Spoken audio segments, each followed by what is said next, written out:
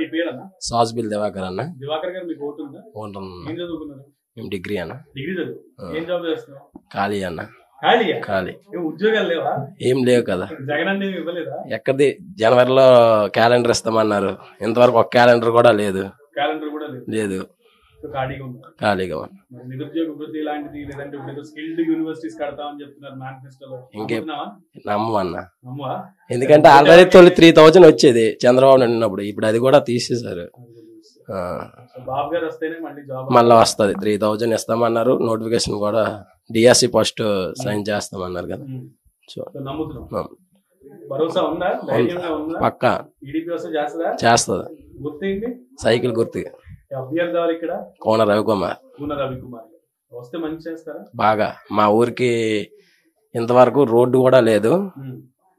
బత్తిల్ నుంచి పాలకొండ వరకు 2 కోట్లతో రోడ్డు వేయించారు. ఆ రోడ్డుకి మేము ప్రభుత్వం, ఇప్పుడు వైఎస్ఆర్ ప్రభుత్వం ఎంపీ నిధులతో మేము కరెంట్ పోల్ తెచ్చాము. కానీ తను కూడా ఆపేశారు సైన్లు చేయకుండా 1 year. మేము శ్మశానంకి ఇది కూడా మేము చేస్తే అది కూడా సగంలో ఆపేశారు. అందుకని ఈసారి మా విలేజ్ లో మాత్రం పక్క టీడీపీ వస్తుంది.